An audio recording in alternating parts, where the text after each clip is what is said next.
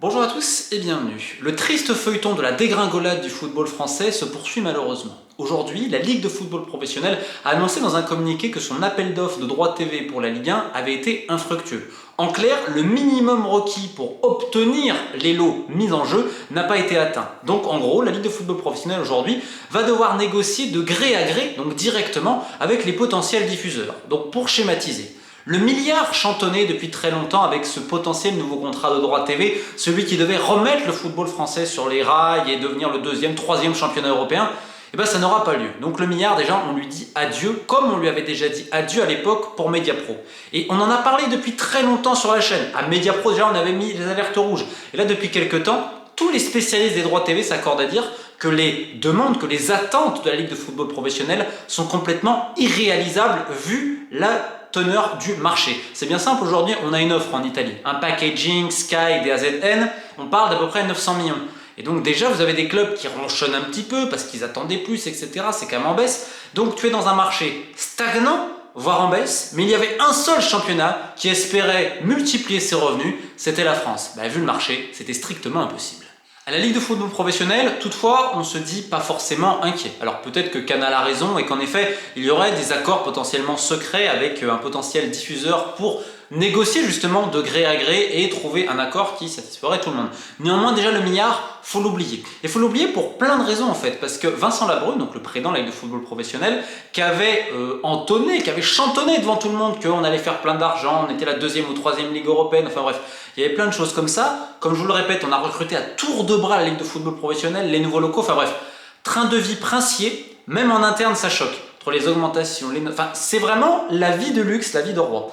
On te disait quoi? On te disait on va augmenter les droits domestiques, mais là on va faire l'argent, en fait c'est les à côté, notamment tout ce qui est du digital, etc.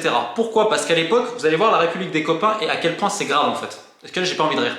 À l'époque, il y a quelques temps, on a Didier Quillot. Mais vous vous rappelez Didier Quillot? L'un des mecs qui était derrière le contrat Mediapro, qui était à la LFP, directeur général et tout, qui ensuite est allé dans le cyclisme avec ce qu'on a connu, enfin bref. Il s'était lancé dans les NFT et tout ça. Et d'ailleurs, tout de suite, on a le copain de Reims qui avait dit bah oui et tout.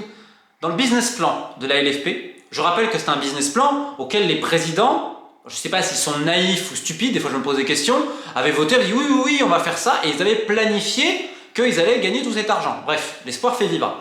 Ils avaient anticipé 150 millions sur les revenus comme ça, les revenus digital et tout, notamment liés au NFT, avec le copain Didier Quillot.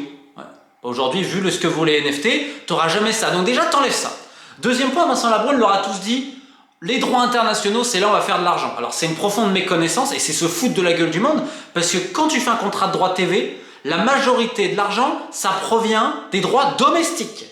Les droits à l'étranger, c'est un plus, c'est un bonus. En effet, notamment pour la Première Ligue et la Liga. Sauf que ces championnats occupent le terrain depuis plus de 20 ans. Et il va falloir arrêter de croire qu'à l'étranger, les mecs vont regarder à la fois de la Première Ligue, de la Liga, ou qu'ils vont enlever ça pour regarder de la Ligue 1. C'est complètement faux, surtout quand tu perds des têtes de gondole médiatiques, comme Neymar et comme Messi. Tu as un championnat de deuxième zone à l'étranger et aujourd'hui tu as la Saudi Pro League qui récupère des marchés et des contrats secondaires que toi tu aurais pu viser. Mais c'est pas grave, on disait on va récupérer beaucoup d'argent, on a des idées, ça me fait penser aux fameuses, une fois il y avait une affiche en Chine pour le football français, on a l'impression que ça va être la pluie de millions qui allait tomber au final. Il n'y a rien eu. Donc en fait là maintenant ils se disent ok on va y arriver. Donc on recrute du personnel tout. Vous savez ce qui s'est passé? Donc vous avez vu, les NFT ça a foiré déjà, on le sait. Droit à l'étranger, ça commence à foirer parce qu'on recrute plein de personnel, mais en fait, on n'arrive pas à bien les vendre. Donc en fait, maintenant, on fait appel à une boîte externe. Donc après tout ce recrutement gargantuesque, non, en fait, on rappelle encore une boîte externe pour les droits en Amérique du Nord. C'est Octagon. Donc là, on te met des idées, oui, pourquoi pas, on délocalisera un match et tout. Enfin bref, quand tu commences à faire ça, c'est qu'il n'y a pas grand monde qui est intéressé, ou pas pour les sommes que tu espères. Parce que oui, tu peux ambitionner une légère augmentation des droits à l'étranger. Je suis totalement d'accord. Mais ils ne peuvent pas tripler, quadrupler, voire quintupler comme tu l'espères, voire sextupler si je ne dis pas de bêtises. Donc là aussi, pour le moment, tu es en train de complètement te foirer.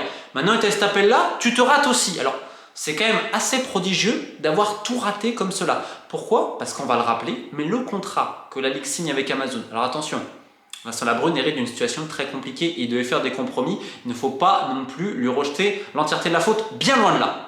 Donc il signe avec Amazon, sauf que là aujourd'hui il y en a plein qui se disent ouais, mais 80% de la Ligue 1 pour 250 millions. Voilà. Et en même temps, tu as un autre souci qui est en train de se greffer qui est encore plus grave, dont personne ne parle. Vous savez, ce fameux contrat CVC. Donc en gros, je schématise. Le foot français se prend dans média pro dans la gueule, ensuite ils vont te dire le Covid, alors qu'avec toutes les aides et tout, au final, ça n'a pas été si négatif que ça pour le foot français, puisqu'en fait, les charges patronales, ils ont été exemptées, et ce qui coûte le plus pour les clubs, c'est la masse salariale. Donc au final, ils ont réussi à s'en tenir parce que les billetteries et tout, c'est pas important, ce qui compte, c'est les droits TV. Les droits TV, c'est la première rentrée d'argent des clubs, donc écoutez bien ce tour de passe-passe. Donc là, on met des pressions, il y a des PGE, donc etc. Et en même temps, arrive CVC. Donc c'est-à-dire, je vais vous donner du cash tout de suite pour justement éviter que le foot français parte complètement en faillite pour plein de clubs, sauf qu'en échange, ils récupèrent 13% des droits TV. Donc c'est-à-dire que les clubs aujourd'hui, ils vont toucher, admettons, si à l'époque ils touchaient une somme, là ce sera 13% de moins parce que ça va à CVC. Mais c'est pas totalement vrai, parce que CVC pendant 2 ans, là, ils ont donné pour éviter la catastrophe. Sauf qu'il y a eu un accord. Ce qui fait que pour la saison 2024-2025 et 2025-2026, c'est pas 13%, c'est entre 18 et 19% que CVC va récupérer. Donc ça veut dire que c'est colossal. Imaginez aujourd'hui, vous avez après 40 millions que Free donne, 250 millions pour Amazon et je crois 330 Bein Canal, enfin bref. Mettez 650 millions. Si admettons que vous arrivez à récupérer ça, en fait les clubs ils gagneront moins que ce qu'ils ont aujourd'hui parce que CVC pour la prochaine saison va récupérer 18 à 19% des droits TV. Donc il faudrait au minimum une augmentation de 20% pour arriver au même stade. Mais le même stade, ça fait que les clubs sont déjà en déficit structurel de manière abyssale. Et bon, pas de panique, parce qu'on rappelle que le patron de la DNCG il a dit que tout était bon, le football français est sauvé. Alors à un moment donné, monsieur Méclair, je ne sais pas comment il compte, mais bon... on voit quand même les bilans, ils sont dans le rouge et le foot français est obligé de vendre tous ses meilleurs joueurs, sinon on est capable de mettre clé sous la porte. Ou alors, c'est pas grave, on est content, on a des mécènes qui vont financer. Parce qu'en effet, oui, les très gros clubs, globalement, il reste que rien. Ceux qui ont des milliardaires, etc., ils vont pouvoir renflouer les caisses. Et les autres? Ah, c'est vrai, à la LFP, la politique, c'est l'élite. Nous, on veut si. Mais les autres, qu'est-ce qu'on va en faire des clubs moyens? Un club comme Metz, aujourd'hui, tout ce qu'ils perdent par an en déficit structurel, qu'est-ce qui va se passer? Au bout d'un moment, même Montpellier, il faut se poser des questions. Est-ce que le modèle... Ah oui, on vend des joueurs chaque année. Mais peut-être qu'à une année, ça va être plus compliqué. Et tu peux peut-être tomber. Et là, qu'est-ce qui va advenir? Qu'est-ce qui va advenir de la Ligue 2? On a repoussé d'ailleurs l'appel d'offres concernant les droits TV de la Ligue 2, où tu as des clubs comme Saint-Etienne. Si à monter, ça va aller. Mais là, avant la fin d'année, s'il n'y a pas monté, il va falloir mettre 20 millions quand même. Là, on était tranquille, il y a eu des ventes, CVC et tout. Bordeaux, quid? Et je ne parle pas de ceux qui sont encore descendus. Dijon, aujourd'hui, le club, on le vend gratuitement. Parce qu'on sait qu'à la fin de saison, il va falloir mettre 8 ou 9 millions cash. Sinon, on risque de mettre la clé sous la porte. On a vu tout ce qui s'est passé l'été dernier. Et en fait, ce qui va se refléter, ça va en haut, on va y arriver. Alors ça va être dur, ça va perdre sur la compétitivité et on va avoir des apports normalement de capital des propriétaires potentiellement. Mais les autres, ils vont faire quoi? Ils vont vendre encore plus de joueurs. Mais les clubs étrangers, ils savent très bien la situation. Donc ils vont les prendre à la gorge. Donc les prix vont diminuer. Donc en fait, c'est une chaîne, c'est interminable, c'est inextricable ce qui est en train d'arriver. Et pour les clubs moyens, qui sont déjà aux abois, parce que je le rappelle, seuls 2 ou 3 clubs par an, des 40 clubs pro en France, Ligue 1, Ligue 2, ne sont pas en déficit structurel. Il faut imaginer l'état financier. Et ils espéraient tous ces droits TV pour se racheter. Ah ben là, c'est plus compliqué. Alors quel avenir pour ces négociations de gré à gré? Parce que vous avez peut-être dû voir, il y en a certains qui ont répondu sur l'appel qualitatif, mais il n'y a pas eu d'offre. Pourquoi il n'y a pas eu d'offre? Parce qu'en fait, il fallait que l'offre soit selon le minimum mis par la LFP qui espérait le milliard, etc. Donc en fait, il n'y a eu aucune offre pour les 5 lots quand même. Je ne sais pas si vous imaginez à quel point ils étaient hors du marché. Donc on dit que Bein était intéressé. Est-ce que potentiellement le Qatar se dirait que politiquement, vu tout ce qui se passe, attention, c'est pas forcément impossible, se dire on va remettre un coup de pouce pour la France, pour notre image, etc. On va encore sauver un peu le foot français. Peut-être qu'à la LFP on mise là-dessus et sur des très bonnes relations entre Vincent Labrune et Nasser El Khelaifi. On le rappelle, quand Vincent Labrune est président olympique de Marseille, on a quand même essayé de foutre André Ayew à Paris lorsqu'il était en fin de contrat. Bref, donc ça c'est une possibilité sur laquelle on va miser, c'est le côté un peu politique à ce niveau en disant on va se sauver. Le deuxième point, c'est DAZN notamment. Sauf que DAZN, oui, ils ont rempli le dossier. Donc qualitatif, en gros, c'est les garanties financières, où tu vas diffuser, enfin l'impact que tu peux avoir et tout, c'est ça, entre guillemets.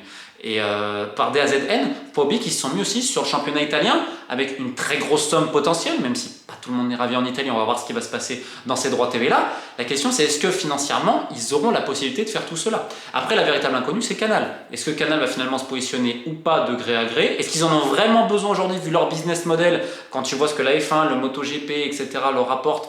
Ça, c'est une autre question, sachant qu'en interne, ce sera pour des prix bien plus petits, potentiellement calqués sur ce qu'Amazon donnait. Donc vous avez ça et vous en avez d'autres acteurs. Warner Bros n'a pas rempli de dossier qualitatif et Amazon non plus. Est-ce que ça veut dire que ces potentiels diffuseurs ne viendront pas? Bah pas forcément. Tu peux ne pas remplir ce dossier, mais tu peux ensuite négocier directement avec la Ligue de football professionnel pour les lots qui t'intéressent. En fait, le dossier qualitatif, si admettons que vous avez des offres équivalentes, et ben entre guillemets, celui qui a le dossier qualitatif, si vous n'en avez pas rempli et quelqu'un l'a rempli, en gros, globalement, pour schématiser, ça ira à celui qui l'a rempli.